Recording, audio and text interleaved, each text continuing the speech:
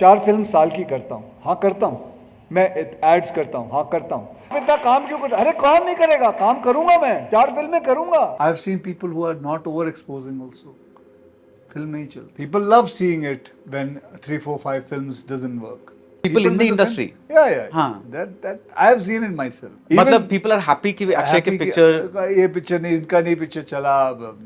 The other people are happy. एक और movie flop. Akshay Kumar इतनी मूवीज फ्लॉप देने के बाद भी क्या तुम्हें ये लगता है कि अक्षय पाजी क्वालिटी वाली स्क्रिप्ट चॉइस करेंगे आगे से, ना कि क्वांटिटी वाली? और क्या हम अक्षय कुमार को वही कैरेक्टर में दोबारा देख पाएंगे जिस कैरेक्टर को देखकर हम बड़े हुए हैं? और आज मैं अक्षय पाजी की मूवीज का डेटा एनालिसिस करूंगा। ज्यादा पीछे नहीं जाएंगे हम लोग, सिर्फ 2 साल पुरानी मूवीज ही उठाएंगे। सरफिरा मूवी का बजट 80 करोड़, बड़े मियाँ छोटे मियाँ का बजट 350 करोड़, सेल्फी मूवी का बजट 100 करोड़, रक्षाबंधन का बजट 70 करोड़, राम सेतु का बजट 150 करोड़ और बच्चन पांडे का बजट था 165 करोड़। टोटल बजट होता है 970 करोड़। और अगर हम वही देखें कि इन मूवीज ने बॉक्स ऑफिस पर कितनी आग लगाई है, तो बच्चन पांडे का कलेक्शन था 73 करोड़, राम सेतु का कलेक्शन था 92 करोड़, रक्षाबंधन का कलेक्शन था 53 करोड़, मिशन रानीगंज का कलेक्शन था 45 करोड़, सेल्फी मूवी का कलेक्शन था 23 करोड़, बड़े मियाँ छोटे मियाँ का कलेक्शन था 108 करोड़ और सरफिरा मूवी का कलेक्शन था 22 करोड़ के आसपास। और इनका टोटल कलेक्शन होता है 416 करोड़ का। मतलब टोटल बजट में से यानी कि 970 करोड़ में से 416 करोड़ अगर कम करें तो 554 करोड़ का लॉस हुआ है बॉलीवुड को अक्षय पाजी की तरफ से। बट इसमें हम पूरा ब्लेम अक्षय पाजी के ऊपर नहीं डाल सकते, क्योंकि एक मूवी के बनने के पीछे सभी का हाथ होता है, जैसे कि स्क्रिप्ट राइटर, डायरेक्टर, एडिटर, सभी का हाथ होता है। बट मोस्ट ऑफ दी लोग अक्षय पाजी को ही ब्लेम कर रहे हैं, जो कि मेरे हिसाब से गलत है। देखो, जरूरी नहीं है कि तुम्हारी मूवी का हाई बजट सुन के ऑडियंस अपना मन बनाएगी तुम्हारी मूवी देखने का। इस गलत फहमी में मत रहना, क्योंकि आजकल जो लो बजट की मूवीज आ रही है या फिर वेब सीरीज आ रही है, उन सभी ने ये प्रूफ कर दिया है कि एक अच्छे कंटेंट के लिए बजट मैटर नहीं करता है। एक कोई नया टैलेंटेड स्क्रिप्ट राइटर पकड़ो जो तुम्हारे लिए एक नई यूनिक सी स्क्रिप्ट लिखे, जिससे कि तुम्हारा कमबैक हो सके। अब इतनी फ्लॉप मूवीज देने के बाद भी अक्षय पाजी को और नई मूवीज मिल जाती हैं, वो भी अच्छे खासे बजट की। अब अक्षय पाजी ये कहते हैं कि मैं साल की 4-5 फिल्में करता हूँ। अगर मैं फिल्में नहीं करूंगा तो क्या काम करूंगा?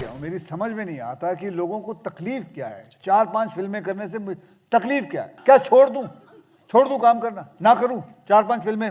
तो फिर वही काम करो जो कि बाकी के एक्टर्स करते हैं। अपनी मूवीज के साथ साथ साइड बिजनेस शुरू कर दो, जिससे कि तुम बिजी रहोगे और तुम्हारे पास ये कहने को नहीं रहेगा कि मैं क्या काम करूं। अब तुम लोगों को क्या लगता है कि ये अक्षय पाजी का डिसिप्लिन है या फिर उनकी लालच? देखो, अक्षय पाजी साल की 4-5 फिल्में करते हैं। वहीं अगर हम इन्हीं के लेवल के एक्टर्स को लें, शाहरुख खान ने पिछले 4 साल में 3 फिल्में करी हैं, सलमान खान ने 4 साल में 4 फिल्में दी हैं, ऋतिक रोशन ने 2 फिल्में और आमिर खान ने सिर्फ 1 मूवी करी है। और अगर हम अक्षय पाजी के पिछले 2 साल की मूवीज से कंपेयर करें तो भी अक्षय पाजी कुछ मूवीज से आगे ही होंगे, कलेक्शन में नहीं, टोटल मूवीज में। देखो, तुम एक एक्टर हो और तुम्हारा काम है बड़े पर्दे पर आकर लोगों का मनोरंजन करना। तुम जितना ज्यादा विजिबल होगे ऑडियंस के लिए, तो ऑडियंस तुम्हें उतना ही ज्यादा इनविजिबल मानेगी, क्योंकि तुम साल के 6 महीने थिएटर में रहते हो और बाकी के 6 महीने या फिर सोशल मीडिया पे या फिर कोई एड में दिखते हो। देखो, अक्षय पाजी अब एक एक्टर कम एक सोशल मीडिया इन्फ्लुएंसर ज्यादा बनते जा रहे हैं। रील्स बनाना, सोशल मीडिया पर एक नॉर्मल इन्फ्लुएंसर की तरह हमेशा एक्टिव रहना, फालतू की स्टेटमेंट्स देना। भाई, तुम एक एक्टर हो, वो भी सुपरस्टार। और एक सुपरस्टार का बिहेवियर कैसा होता है उसका सबसे बड़ा एग्जाम्पल और सबसे सही एग्जाम्पल है शाहरुख खान। भाई, ना ही शाहरुख खान ने आज तक कोई रील बनाई है और ना ही ज्यादा सोशल मीडिया पर एक्टिव रहते हैं और ना ही ज्यादा अब इंटरव्यूज देते हैं जैसे कि बाकी के सेलिब्रिटीज देते हैं। अब अक्षय पाजी को क्या लगता है कि आज की जनरेशन सोशल मीडिया पे बहुत ज्यादा एक्टिव है? बिल्कुल सही लगता है, नो डाउट। तो शायद अक्षय पाजी को ये लगा कि अगर उन्हें आज की जनरेशन को फॉलो करना है, उनके बीच में बने रहना है, तो उन्हें सोशल मीडिया पर एक्टिव बने रहना पड़ेगा। देखो, माना कि सोशल मीडिया बहुत ही ज्यादा पावरफुल टूल है, बट वो सभी के लिए पावरफुल है ये तो पॉसिबल नहीं है ना, क्योंकि तुम एक सुपरस्टार हो, एक एक्टर हो। जितना ज्यादा तुम कम दिखोगे तुम्हारी वैल्यू उतनी ही ज्यादा बढ़ेगी। अगर तुम भी इन्फ्लुएंसर का काम करोगे तो फिर इन्फ्लुएंसर क्या बेचारे सिर्फ 1 सेकंड की ही रील बनाएंगे? देखो, माना कि शाहरुख खान की एक टाइम पर मूवीज फ्लॉप हो रही थी, लेकिन उसने कभी भी इंस्टा पर आके रील नहीं बनाई या फिर कोई पॉडकास्ट में नहीं गया। देखो, मैं 2-3 लोगों की पॉडकास्ट देखता हूँ जिसमें सामने वाला ये बोलता है कि शाहरुख सर को अपनी पॉडकास्ट में लाना मेरा ड्रीम है, तो ये वैल्यू है उस बंदे की या फिर कोई भी चीज की जो जितना कम दिखती है उतना ज्यादा बिकती है। एक सुपरस्टार का क्या ऑरा होता है, उसकी क्या मेंटेलिटी होती है और एक सुपरस्टार कैसे अपनी पोजीशन को होल्ड करके रखता है, तो मैं उस मामले में शाहरुख खान को सबसे ऊपर रखूंगा। ये मेरा ओपिनियन है। देखो, अक्षय पाजी एक बड़ी पर्सनैलिटी है और एक बड़ी पर्सनैलिटी को हमेशा सोच समझ के बोलना चाहिए कि वो क्या बोल रहे हैं और कहाँ पर बोल रहे हैं, क्योंकि उसके एक गलत स्टेटमेंट के लिए लोग वेट ही कर रहे होते हैं कि वो जैसे ही कुछ गलत बोले तो हम लोग उसको पकड़ के बैठ जाएं। कि जैसे कि अक्षय पाजी ने मंदिर के बारे में बोला, I used to go